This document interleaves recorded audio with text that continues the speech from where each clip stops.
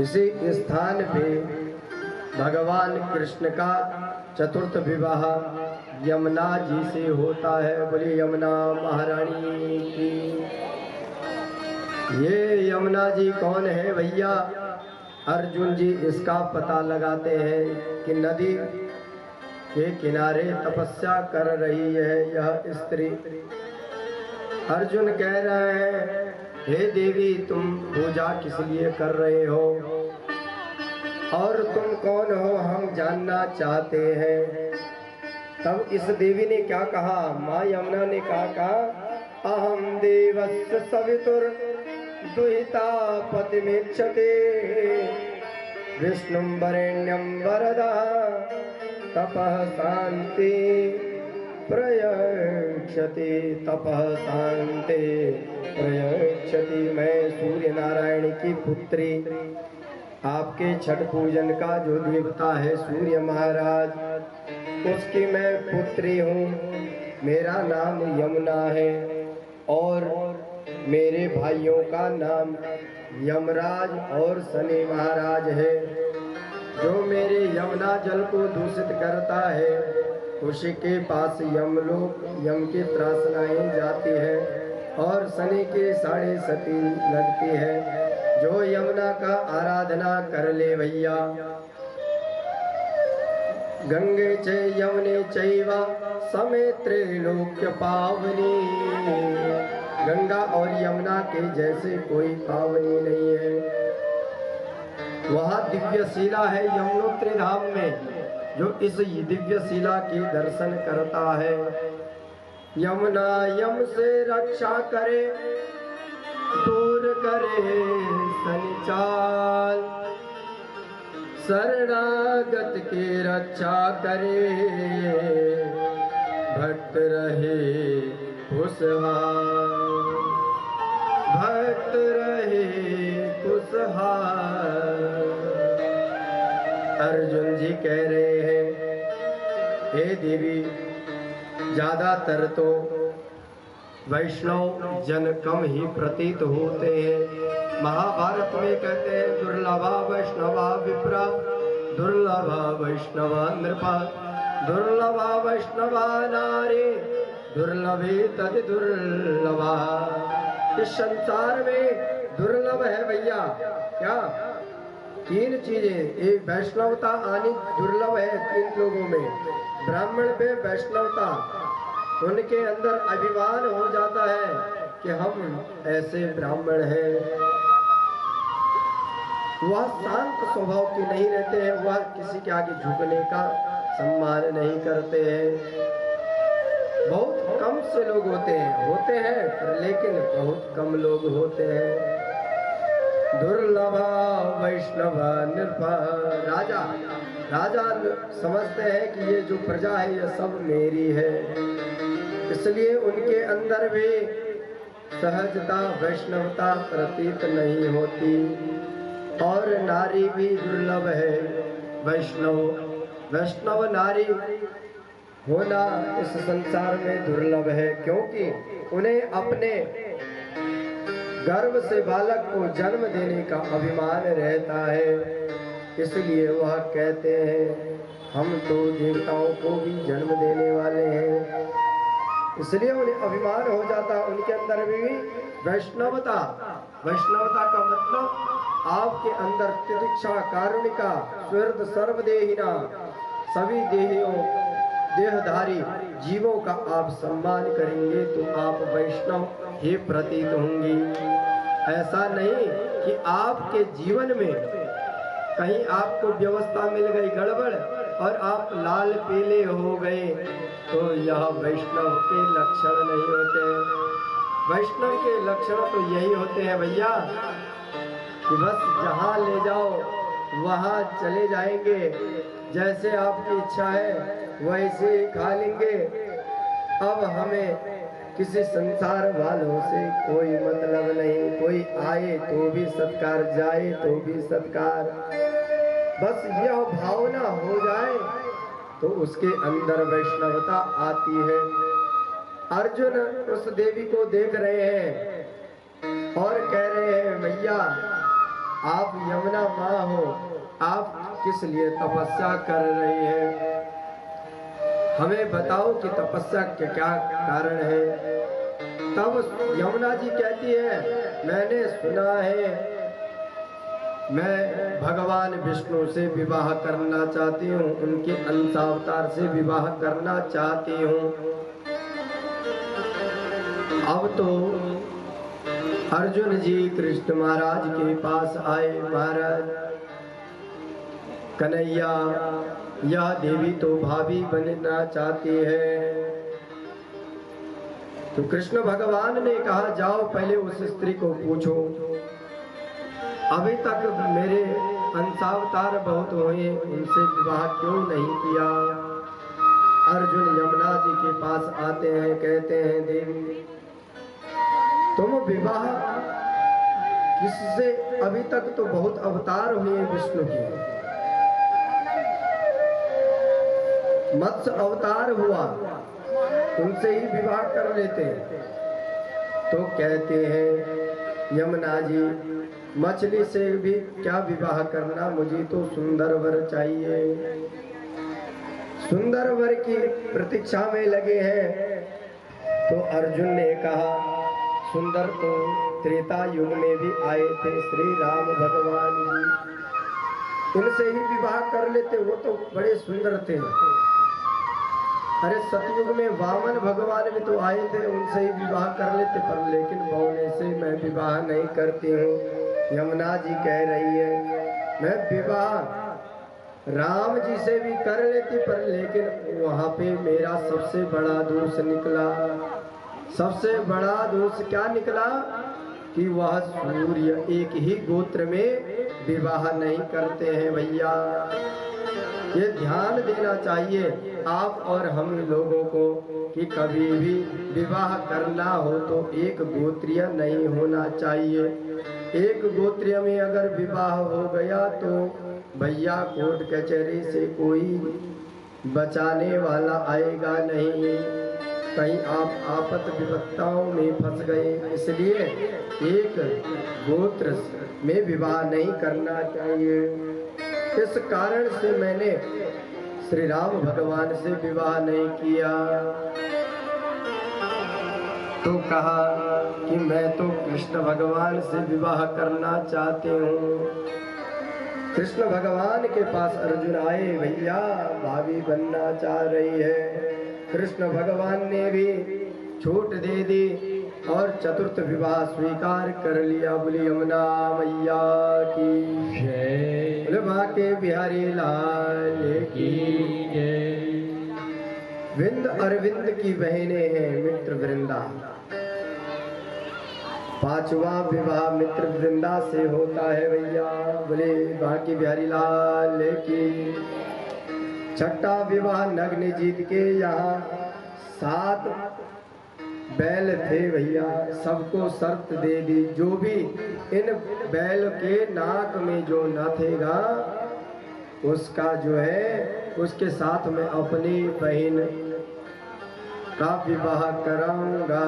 सत्या का विवाह कराने के लिए यह शर्त रख दी। इस शर्त को कोई पूरी नहीं कर सकता। कृष्ण भगवान ने एक साथ 7 बैलों को नाथ दिया और भगवान का विवाह सत्या से हो गया। वाले कृष्ण भगवान की जय। 7वां विवाह भद्रा से होता है और 8वां विवाह लक्ष्मणा से होता है भैया। 8 विवाह हो गए भगवान के, और विवाह कितने होने और बाकी है? 16,100। धन्य है आप लोग जो मन लगा के कथा भी सुन रहे हैं। कथा सुनने के लिए कोई तैयार नहीं होता भैया, बस कोई अच्छा सा डांस हो जाए, बस थोड़ा सा आनंद और आ जाए तो कथा ही आनंद हो जाएगा। बस यही कामना लेके जो आते हैं भैया, आनंद लो, जीवन के हर आनंद लो, लेकिन जब कथा आए तो कथा के आनंद लिया करो। कृष्ण भगवान के 16,100 विवाह एक ही बार बताना चाह रहे हैं। भौमासुर का नाम का राज्य था जो एक ही बार में सब स्त्रियों को 16,100 से विवाह करना चाहता था। इसने सभी अविवाहिताएं बालिकाओं को कैद कर रखा था। सबने अपना पत्र भगवान को भेजा, अपनी अपनी व्यथा सुनाने लग गए कि 1 वर्ष हो गए पर लेकिन हम लोग घर नहीं जा पा रहे हैं। कृष्ण भगवान हमें इस बंधन से मुक्त करो। कृष्ण भगवान बंधन से मुक्त करने के लिए गए कि सब जितने भी बंधन में थे 16,100 सब के सब बाहर निकले और कृष्ण भगवान के चरणों में पड़ गए। कह रहे हैं, हे दीनानाथ, हे द्वारिकाधीश, 1 वर्ष हो गया मेरे पिताजी क्या समझेंगे, सोचेंगे कि वह कहीं बिकाऊ तो नहीं गई, वह समझेंगे कि घर छोड़ के भाग गई किसी पराई मर्द के साथ। अब तो हमें हमारे पिताजी स्वीकार नहीं करेंगे। भगवान आप ही हमारा स्वीकार करो, हम सब अनाथ हो गए हैं। अनाथों के नाथ दीनानाथ, दीनानाथ द्वारिकाधीश, बोले द्वारिकाधीश भगवान की जय। आज 16,108 विवाह संपन्न हुए, बोले बाकी हरिलाल की। विवाह के आनंद ले रहे हैं, पर ऊपर तो देख रहे हैं नारद भगवान एक एक स्त्री से 10-10 पुत्र और एक एक पुत्रियां हो गई कृष्ण भगवान की। कितने? 10 पुत्र और 1 पुत्री, एक एक पत्नी से। जरा विचार करो कितनी बड़े कुटुंब परिवार है। इतना बड़ा परिवार को देख करके नारद ब्रह्म लोक में चकराने लगा। ये नीचे कन्हैया क्या कर रहा है? इतना जिसका बड़ा परिवार है उसे मालूम है कि उसकी पत्नी कहाँ है, कि बच्चे कहाँ है, चले उनकी परीक्षा लेने के लिए। अब नारद जी चल दिए कृष्ण भगवान के यहाँ। कहने लग गए, कृष्ण भगवान आप मुझे इतने बड़े संतानों की नाम लिस्ट तो क्या देनी है, पर लेकिन आपको खुद पता है कि आपका पुत्र सांब कहाँ है। आपको अपने पुत्र के बारे में ही मालूम नहीं है। आप तो एक काम शुरू कर दो, क्या? उपस्थिति लगाना शुरू कर दो। कृष्ण भगवान को कह रहे हैं। कृष्ण भगवान ने क्रोधित होकर कहा, हे नारद, तुम बाप बेटे कभी नहीं सुधरोगे। ब्रह्मा जी ने तो वृंदावन में परीक्षा लेने की सोची और आज तुम ही परीक्षा लेने आए हो कि मेरा परिवार कैसे चल रहा है। नारद जी तो मुंह बंद करके वहां से चल दिए। इधर सांब का विवाह लक्ष्मणा से हो गया। दुर्योधन की जो बेटी थी भैया, विवाह हो गया भैया। कितने हुए कुल संतानें? अगर गणित लगाया जाए तो निकालो, कैलकुलेटर है। 1,77,188 संतानें जिसके यहाँ हो जाए तो उसके यहाँ तो कल्याण ही कल्याण है भैया। मैं भी भगवान से यही प्रार्थना करता हूँ, यह सोनी परिवार इसी प्रकार से इतने एकत्रित होते हैं कि पूरा पंडाल सोनी परिवार से ही भरा रहता है। इनका वंश फले फूले, इस कामना के साथ हम लोग माँ यमुना का आशीर्वाद आप लोगों के लिए लाए हैं। यज्ञ कुंड करने के लिए, हवन करने के लिए सबने अपने पाप वहीं स्वाहा कर दिए। सोनी परिवार लोगों की सेवाएं का क्या कहें भैया। मैं धन्यवाद करता हूं आपकी सेवाओं का। सुबह उठ जाते हैं, कब सोते हैं, कब जगते हैं, नींद कहाँ खो गई मालूम ही नहीं लगता है। यहाँ इतना बड़ा पांडाल को आप लोग सब लोग कोई फूल ही फूल से खराब कर देता है। कब सफाई हो जाती है, सोनी परिवार वाले साफ करके रख देते हैं। ऐसी सेवा में लगे हैं कि बार बार एक चाय नहीं भैया, सुबह को 4-5 चाय हम पी जाते हैं। मालूम ही नहीं लगता आपकी इतनी चाय कहाँ कैसे हजम कर रहे हैं। आपका प्रेम भाव देखा भैया ना, क्या कहें। हम तो खाते जा रहे हैं, खाते जा रहे हैं, खाते जा रहे हैं, यहीं से लाइन लग जाती है। आप लोग इतना स्वागत सत्कार करते हैं, मानो कि आज द्वारिकाधीश अपने साथ गण को लेके आए हैं। ऐसा स्वागत आप लोग कर रहे हैं।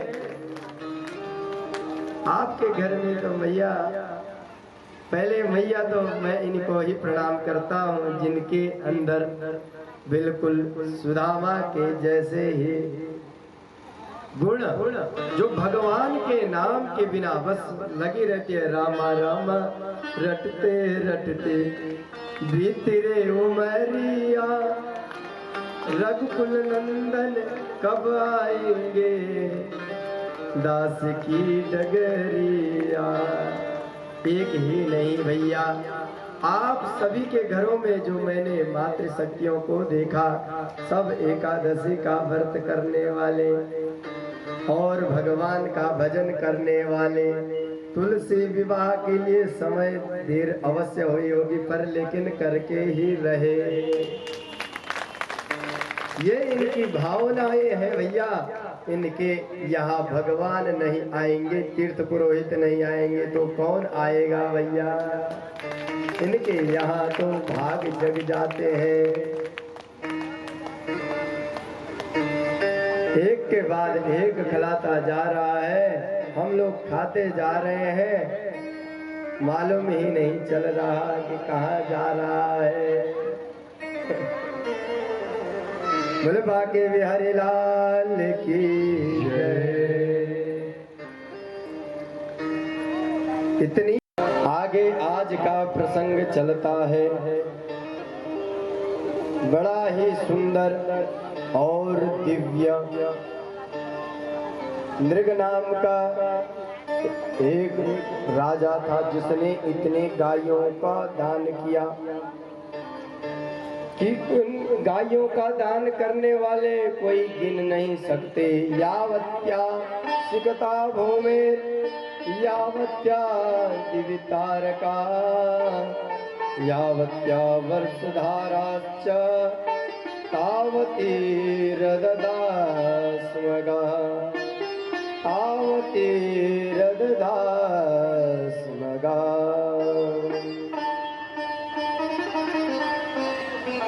इतने गायां दान करी जितने की आकाश से गिरने वाली बूंदे हैं। कोई गिन सकता है भैया? कोई नहीं गिन सकता है। ऐसे ही इन्होंने दान किए हैं। और कोई इस धरती के कण कोई गिन सकता है? नहीं। अब किसी ने कहा, अरे करी होगी तुमने, बाज गाय दान करी होगी, लंगड़ी लूली गाय दान करी होगी। दान भी करना भैया तो ऐसा दान करना कि कोई चीज आपकी किसी के काम भी आए, जो आपको उस वस्तु से अमुक वस्तु की दे रखी है, यह चीज हमें याद रहती है। बस यह वस्तु होनी चाहिए। जब आप लोग हमें वस्त्र आपके दिए हुए पहनेंगे तो हम याद करेंगे सोनी परिवार वालों ने यह बढ़िया गरम कपड़ा दिया है। वस्तु दान करो तो सोच समझ के जो काम भी आए, ऐसी वस्तुएं दान करेंगे। जिनको हम भी नहीं पहनेंगे, मेहमान भी नहीं पहन पाएगा, तो भैया उस वस्तु का करना ही क्या है। कम करो लेकिन अच्छा करो। पर यह नरेंद्र क्या कह रहा है कि मैंने ऐसी गायें दान नहीं करी जिनका पैर टूटा हो। मैंने तो ऐसी दान करी कि जिन गायों के सींग में सोना सजा हुआ है और पैरों में चांदी लगा हुआ है और वस्त्रों से ढकी हुई अच्छे से गौ माता की सेवा करके मैंने बछड़े के साथ और जो अच्छा सा दूध देती है ऐसी गायों की सेवा दान किया है। ऐसे इतने दान किए हैं जिसको कोई गिन नहीं सकता। तो कहते हैं कि तू गिरगिट कैसे बना। बस कहते हैं बस एक बार मैंने एक ही गाय 2 ब्राह्मणों को दान कर दी।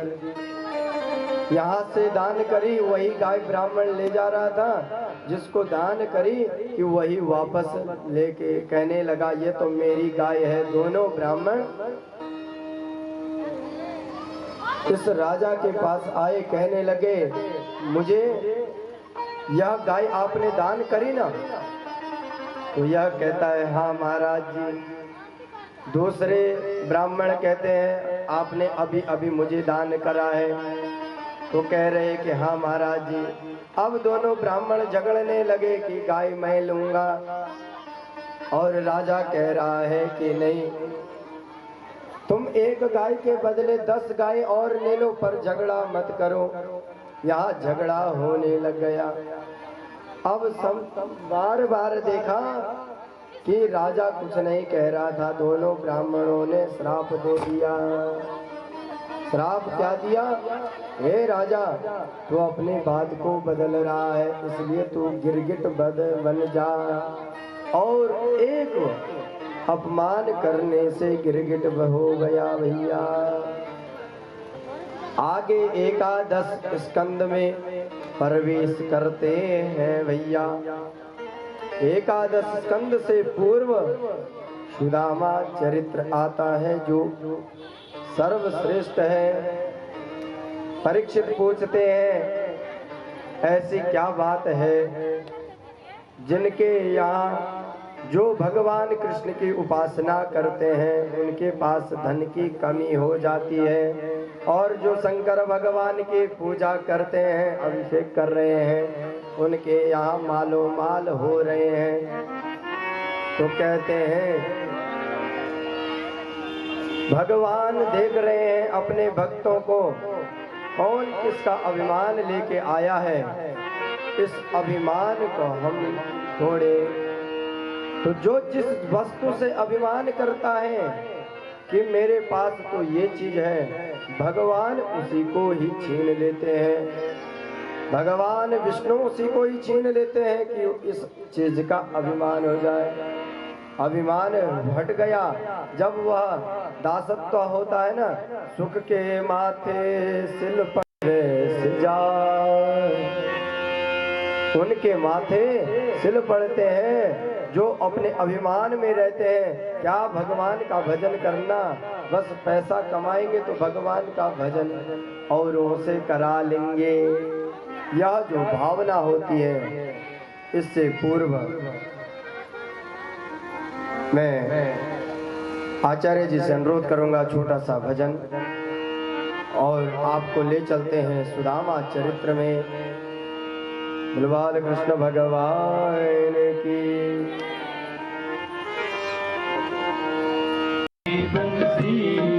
पागल कर जाती है श्याम तेरी बंसी, पागल कर जाती है वो श्याम तेरी बंसी, पागल कर जाती है। मुस्कान तेरी मीठी घायल कर जाती है, मुस्कान तेरी मीठी घायल कर जाती है।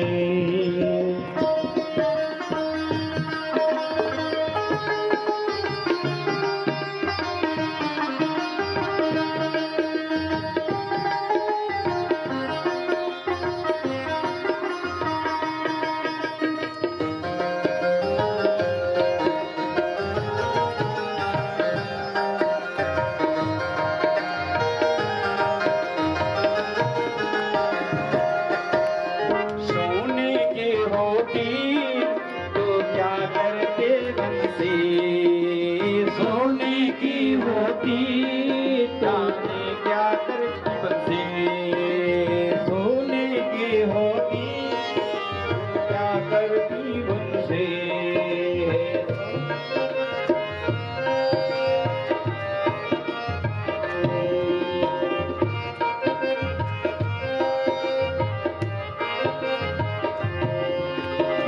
बांस की होकर भी इतना डर पाती है बांस की होकर भी इतना तड़पाती है बांस की होकर भी इतना तड़पाती है बांस की होकर भी इतना तड़पाती है ये शाम तेरी बंसी पागल कर जाती है शाम तेरी बंसी पागल कर जाती है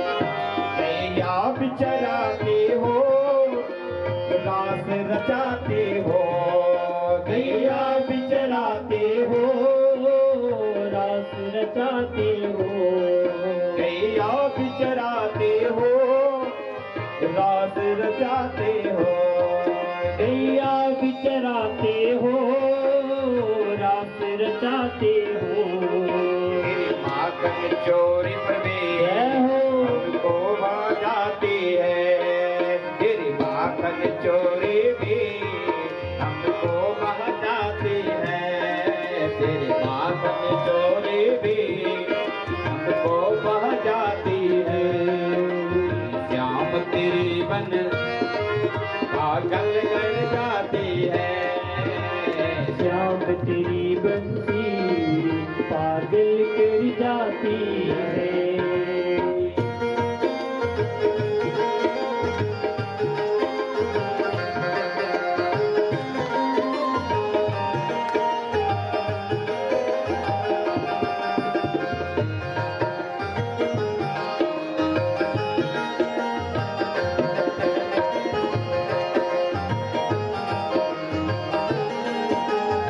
यदि गोरे होते तो जाने क्या करते मोहन हर गोरे होते तो जाने क्या करते मोहन यदि गोरे होते तो जाने क्या करते मोहन यदि गोरे होते तो जाने क्या करते मोहन जब काले रंग पर ही जय हो दीवाने बनती है फिर काले रंग पर ही दुनिया मर जाती है फिर काले रंग पर ही दुनिया मर जाती है तेरे काले पर भी दुनिया मर जाती है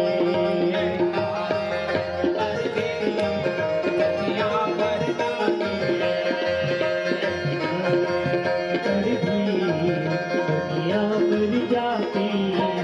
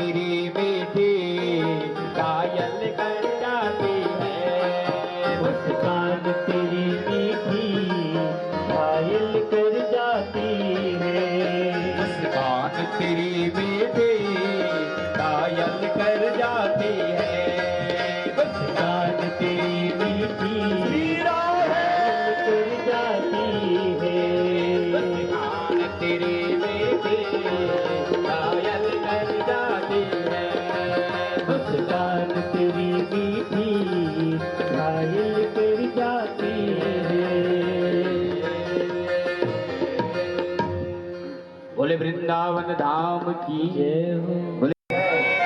पर लेकिन यहाँ जब अध्याय पूर्ण हो रहा है तब इसमें श्रीधामा बता रहे हैं नाम। अधिकतर बताएंगे कि भागवत में सुदामा जी का नाम नहीं है, पर लेकिन यहाँ पे लिखा हुआ है श्रीमद् स्कंद पुराणे पारमहंस संहितायाम दशम स्कंदे उत्तरार्धे श्रीधामा चरित्रे अशीति पारायण। यहाँ स्पष्ट लिख दिया है कि यह श्रीधामा का ही चरित्र है। और श्रीधामा कैसे थे भैया? कृष्ण भगवान के बाल के सखा, उनके पास ब्रह्मत्व था। अरे धन ना हो आपके पास चलेगा, पर लेकिन आपके अंदर अगर ब्रह्मत्व नहीं होगा तो भैया धन भी चला जाएगा। इस धन जब आपके पास रखने के लिए आपको पास ब्रह्मत्व चाहिए। आपकी स्वर्ण की दुकान तो है, अगर उस दुकान में गणेश लक्ष्मी ना हो भैया, उस दुकान में गणेश लक्ष्मी ना हो तो लक्ष्मी कहाँ से टिक पाएगी? लक्ष्मी चाहिए, सबको चाहिए ना, ऐसा तो नहीं कि किसी को नहीं चाहिए, सब लक्ष्मी चाहते हैं। पर लेकिन गणेश की पूजा न करें तो वह लक्ष्मी आएगी ही पर चले जाएगी। उसके साथ आप लोगों को गणेश की पूजा करनी पड़ती है। क्यों? क्योंकि हमें हमारे पास वह जो लक्ष्मी आए सद्बुद्धि से अच्छा खर्च हो, अच्छा व्यापार चले, यह कामना रहती है। सद्बुद्धि गणेश जी देते हैं। और यही भक्ति आपके अंदर होगी, यह बुद्धि वाली भक्ति आपके अंदर होगी। सुशीला, यह सुशीला बिल्कुल परेशान रहती थी घर में। कह रही है स्वामी 4 बच्चे हो गए, हमारे पास एक तवा मिला था दहेज के रूप में, वो भी टूट गया।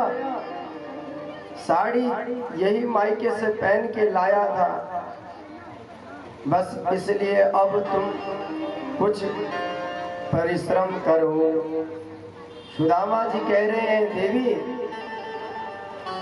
कहाँ इस संसार के धन के लिए तुम परेशान हो रही है? इस संसार का धन खत्म हो जाता है। हम तो आए थे नग्न होके, जाएंगे भी नग्न होके, कुछ भी अपने पास नहीं रहेगा, तो इस संसार के धन का क्या करना? अगर हमारे किस्मत में लिखा हुआ है कि हम लोग श्रीहीन हैं, हमारे पास श्री नहीं, लक्ष्मी नहीं है, तो क्यों प्रयत्न करें? कि सुशीला इधर आसपास पड़ोस में जाती है, सुनती है कि तुम्हारे पति सुदामा का जो मित्र है वह आज भैया द्वारिकाधीश बन गया है, उसके पास कोई धन की कमी नहीं है, धन ही धन है। सुशीला को मालूम चला कि घर में सुदामा जी को जब तक करने न दे वह भगवान का भोग भी लगाते हैं। तो कह रहे हैं कि ऐसा क्या भोग लगाना? भोग लगाना है उस भगवान के, तो वहीं जाओ ना जो तुम्हारा मित्र है। कन्हैया आज द्वारिकाधीश बना हुआ है, कम से कम अच्छा खाएंगे पिएंगे तो सही। पर सुदामा जी समझा रहे हैं देवी सुनो, तुम और बातें कर लेना, पहले भोजन मिले तो भगवान को प्रसाद मुझे चढ़ाने दो। तुम ही निवेदित भोजन कर। सुदामा जी क्या कह रहे हैं? पहले मैं भोजन तभी करूंगी जब भगवान का प्रसाद लग जाएगा। तुम ही निवेदित भोजन कर, प्रभु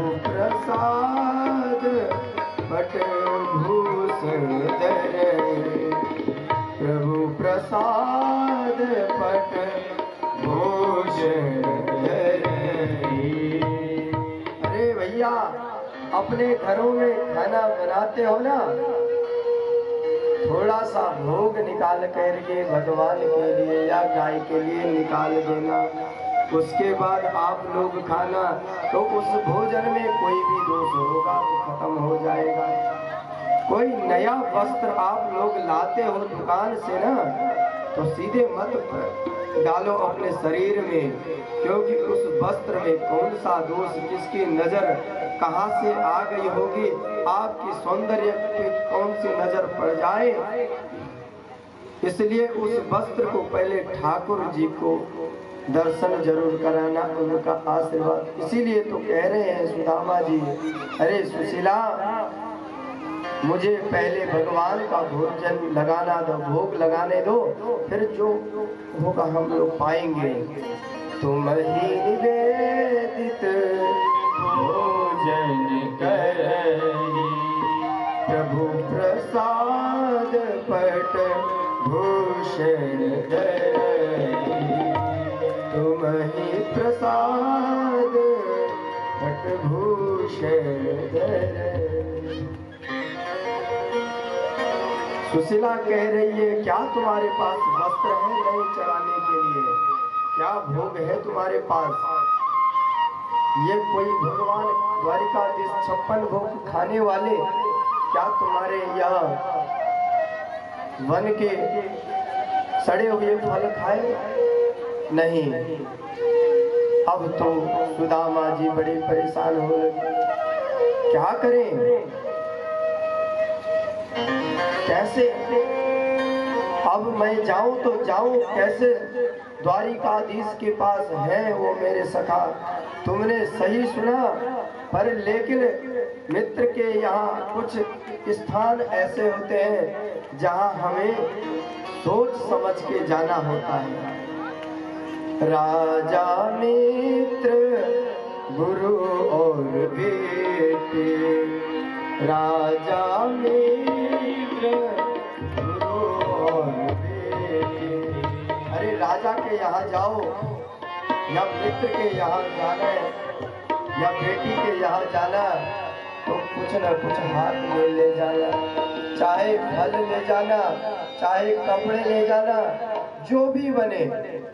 राजा मित्र गुरु और बेटे, राजा मित्र गुरु और बेटे, इनसे न कहूँ खाली बेटे, इनसे न कहूँ खाली बेटे। हे सुशीला, तू मुझे कहाँ जाने को ये कह रही है?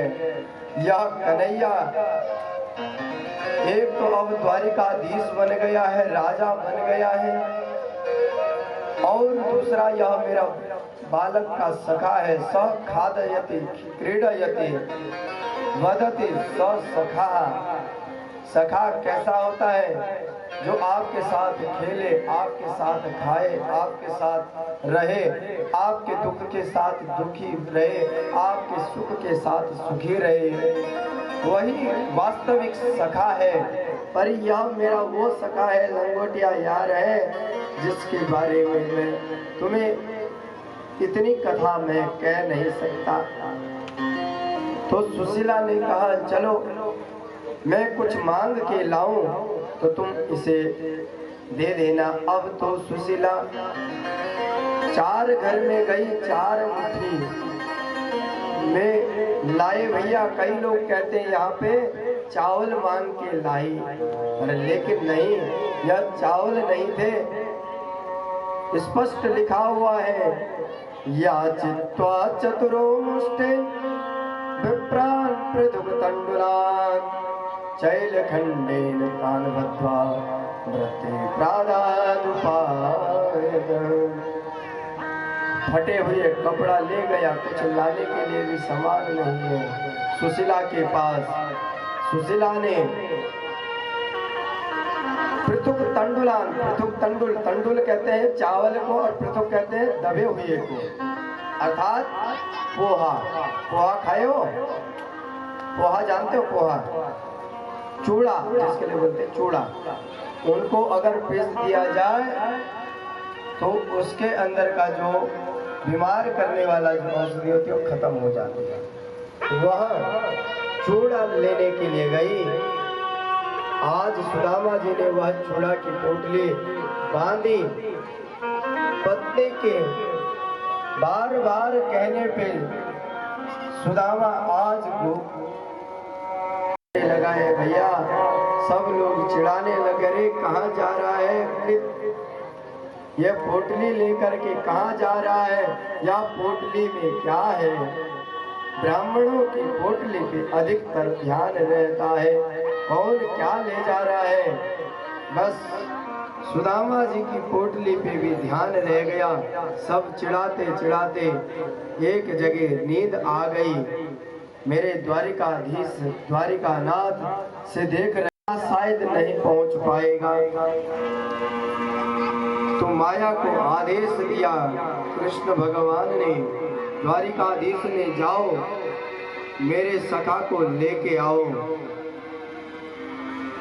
मेरे सखा आएंगे तो मैं उसका सम्मान करूंगा। आज द्वारिकाधीश रुक रहे हैं, इसीलिए द्वारिका में प्रवेश करने से पूर्व सुदामा जी द्वार के बाहर ही खड़े हैं और कह रहे हैं, दूर नगरी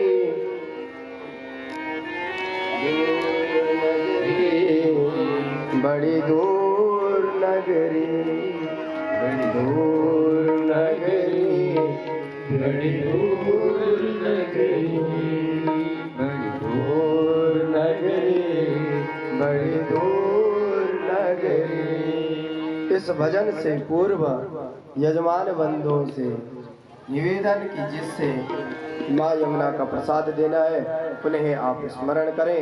माँ यमुना का प्रसाद पट्टा भेंट कर।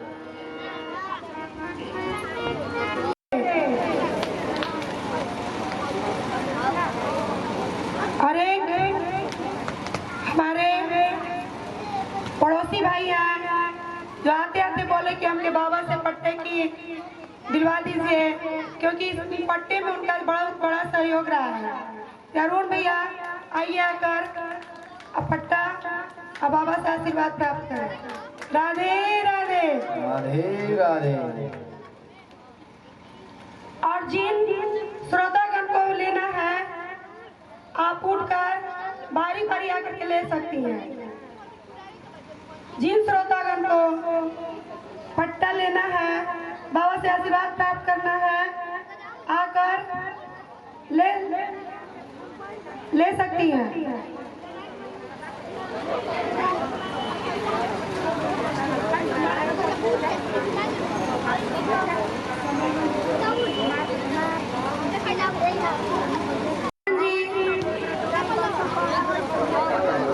सपत्नी रेखा देवी,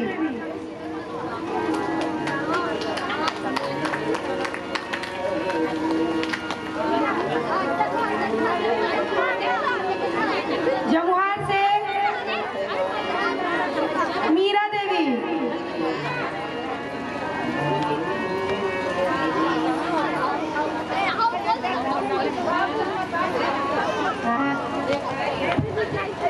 ऋतिक सोनी आइए आकर बाबा से आशीर्वाद प्राप्त करें। राधे राधे राधे राधे। जिन श्रोतागण को लेना है आइए आकर के ले लीजिए। ये बार बार सौभाग्य नहीं मिलेगा, ये खुला दरबार है चारधाम यात्रा का, आकर अपन लोग ले सकते हैं। इस बीच राधे राधे का हम लोग जप करते हैं। राधे राधे राधे राधे। जोर से बोलो, सब मिल बोलो। अरे मैं नहीं सुनी हो, अरे जोर से बोलो, कस के बोलो। अरे मैं नहीं सुनी हो। सेठ जी बोले, सोनी भी बोले, माताएं बोले, अरे बिटिया बोले, अरे जोर से बोलो। कस के बोलो। अरे मैं नहीं सुनियो। अरे जोर से बोलियो। अरे आवाज नहीं आई। अरे जोर से बोलो। कस के बोलो। राधे राधे। जोर से बोलो। मैं नहीं सुनियो। अरे कस के बोलो। जोर से बोलो। कस के बोलो। मैं नहीं सुनियो। जोर से बोलो। तो जल्दी जल्दी रावल तीन पुरोहित परम पूज शास्त्री उनियाल जी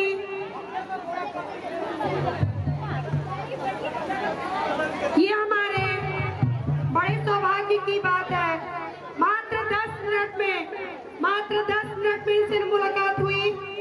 इन मुलाकात में हमने ये अपना सौभाग्य किस्मत या कई हजार पूर्व वर्ष की पुण्य भाग उदय हुआ जो हमारे बीच ऐसे महाराज संत उपस्थित हुए हैं।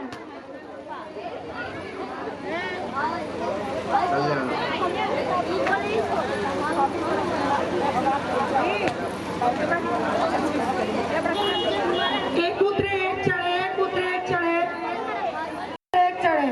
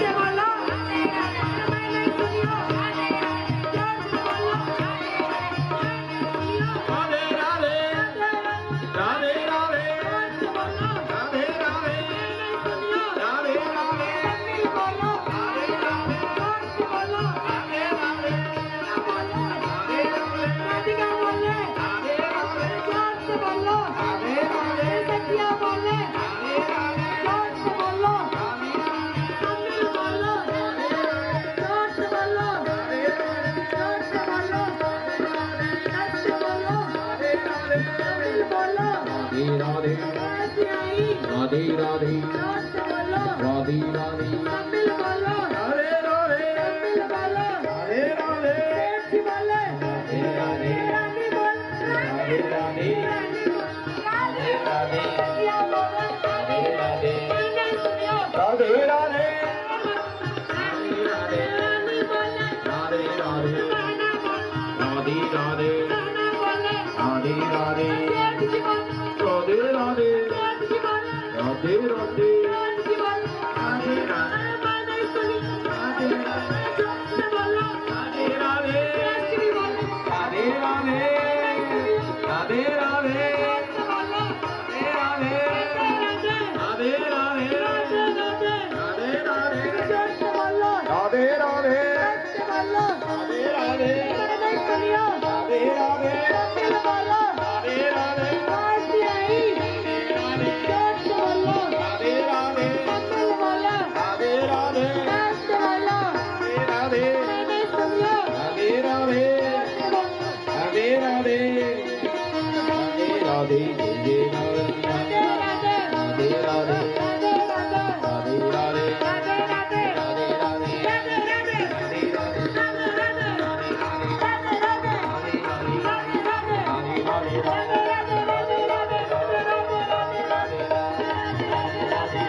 राधे राधे। राधे राधे राधे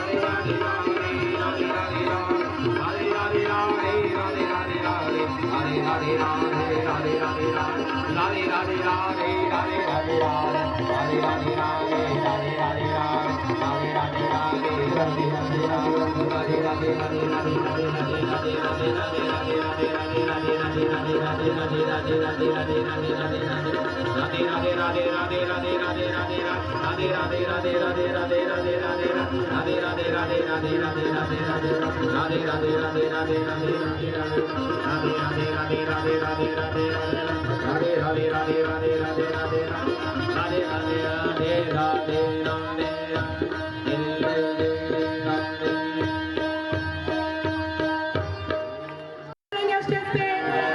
छोटे बच्चे स्टेज पे नहीं चलेंगे। छोटे बच्चे स्टेज पे नहीं चढ़ेंगे।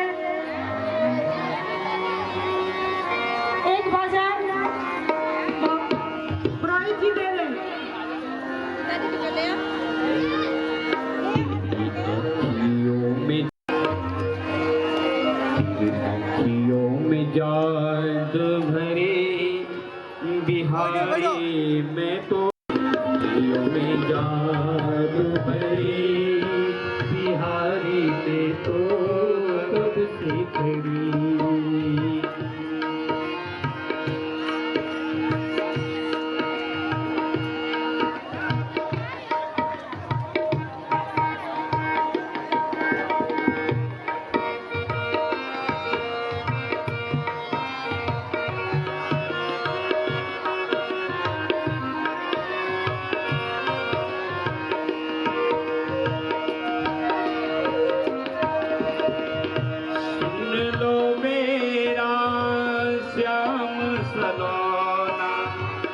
तूने मुझ पर कर दिया टोना, मैं तो तेरी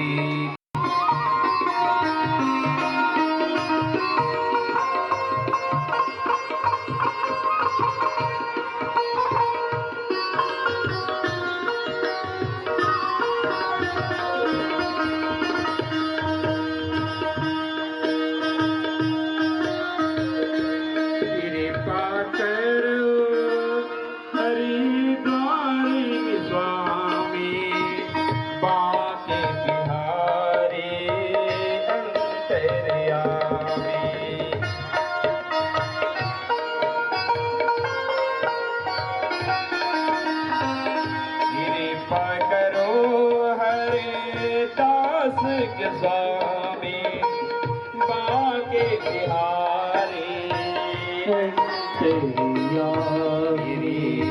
रोटी नमजन की लड़ी बिहारी में तो कब से खड़ी जादू भरी बिहारी में तो कब से खड़ी। अखियों में जादू भरी बिहारी में तो कब से खड़ी। अखियों में जादू भरी बिहारी में तो कब से खड़ी।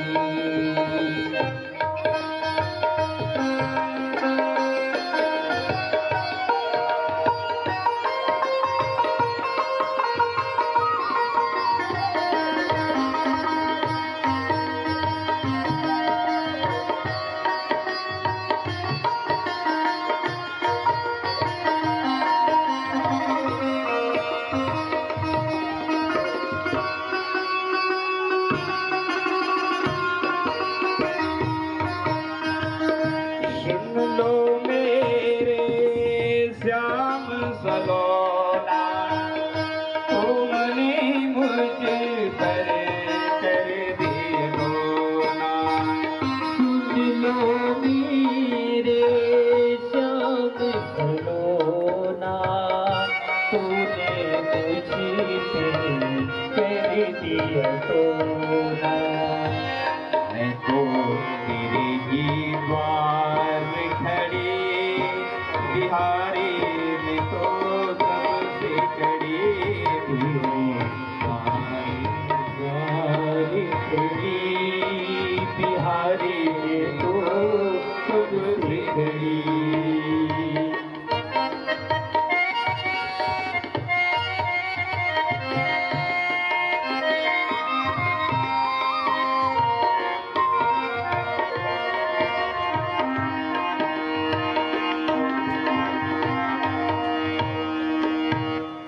वृंदावन धाम की जय। अब किसके पास जाएं, कहाँ जाएं, इतने बड़े घर हैं, कौन से कमरे में जाऊं, किस कमरे में मेरा कन्हैया होगा, विचार कर रहे हैं सुदामा। इतने महल हैं कि वहाँ पे एक दास आ गया, द्वारिका का दास आ गया। वह पूछ रहा है, दुबले पतले ब्राह्मण कहाँ जा रहे हो? तो यह सुदामा क्या कह रहा है, भैया मुझे बताओ कृष्ण का भवन कौन सा है, मुझे कृष्ण के यहाँ जाना है। तो उस दास ने तुरंत मुंह बंद कर दिया। सुदामा कहे हमारे द्वारिकाधीश का नाम ऐसे लेता है? तो कह रहे हैं सुदामा जी, और कैसे लेना चाहिए, उनका नाम कैसे लेना चाहिए? तो प्रहरी ने भी खूब उपाधियां लगा दी। यद कुलभूषण, लीला पुरुषोत्तम, जगताधार, जगत नियंता, सर्वेश्वर सरकार, नंद नंदन, द्वारिकाधीश श्री कृष्णचंद्र भगवान जी इस नाम से पुकारते हैं। अब इतना बड़ा नाम सुना सुदामा ने तो वह डांटने लगाए, प्रहरी इन उपाधियों को से तुम संबोधित करो, क्योंकि तुम उनके दास हो। ये कृष्ण जिन तुम्हारा राजा है ना, वह मेरा बाल सखा है, वह तो मेरा काला कलवा है, वह काला कलूटा है, माखन चोरी करने वाला कलवा है। अब तो प्रहरी क्रोधित हो गया है। ब्राह्मण तन पे लता चल दिए कलकत्ता, शरीर पे तो कपड़े नहीं है, और घूमने का तुम्हारा मन कर रहा है राजा के पास जाओ। वो प्रहरी बिल्कुल मान नहीं रहा, क्या बात होगी, भगा दिया सुदामा को, जाओ। पागल से आया, उस पागल ने परेशान करके रख दिया है। कह रहा है कि मुझे मिलना है। कृष्ण भगवान ने कहा कौन पागल है, कैसा पागल है? उसे पागल कैसे कह रहे हो तुम, बताओ। तो प्रहरी ने कहा उसके जो कपड़े थे ना वो फटे थे, यहाँ से पागल लग रहा है। कृष्ण भगवान कह रहा है जिसके कपड़े फटे हो वो पागल थोड़ी होता है भैया, पागल सिद्ध नहीं होता है, तुम उसे पागल कैसे बोल रहे हो?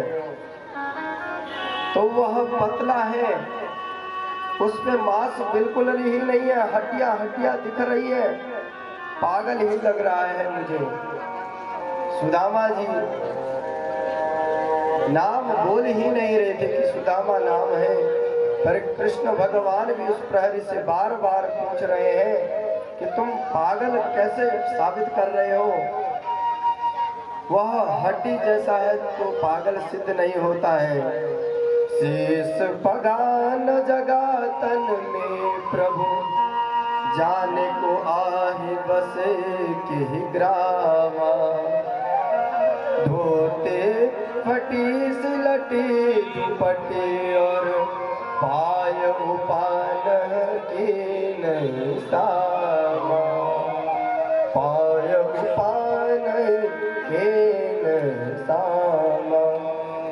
जो बार बार मिलने के लिए कह रहा था वो उसके सर पे पगड़ी नहीं थी। कृष्ण भगवान कह रहे हे प्रहरी, यह पागल की परिस्थितियां नहीं बताई जाती है कि पगड़ी ना हो तो वो पागल सिद्ध घोषित कर दिया जाए। तुम पागल नहीं बता पाया कि कहां से वह पागल था सुदामा। तब बोल दिए द्वार खड़ो द्विज दुर्बल एक, रहो चकिसो वसुधो अभिरामा, पूछत दीन दयाल को धाम बतावत, आपनो नाम सुदामा। हे दीनानाथ, अपनी दयावान करुणावान आंसुओं को दिखा दिखा के वह बोल रहा है कि मुझे सुदामा, मेरा नाम सुदामा है और मुझे कृष्ण से मिलना है। ज्यों ही भगवान ने सुदामा का नाम सुना कि उनका प्रेम प्रफुल्लित हो गया। कृष्ण भगवान ने रुक्मणी को छोड़ दिया, रुक्मणी का लाया हुआ जल का गिलास छोड़ दिया, अब मुकुट पहनना भी छोड़ दिया, अपने ही राजगद्दी से उठ के दौड़ने लगे। रुक्मणी कह रही है, अरे स्वामी यह पैदुका तो पहन लो, पर भगवान किसी की नहीं सुन रहे हैं। सुदामा नाम ऐसे दौड़े आ रहे हैं, कृष्ण भगवान ऐसे दौड़े जा रहे हैं। सुदामा अपने मित्र से मिलने, मानो कि आज भरत जी राम जी से मिल रहे हैं। उठे राम सुनी प्रेम अधीरा, उठे राम सुनी प्रेम अधीरा, कहो पट कहो संग धन तीरा, कहो पट कहो संग धन तीरा। भगवान उठ रहे हैं, अपनी ओढ़नी कहाँ छूट रही है, भगवान का पीताम्बर कहाँ गिर रहा है।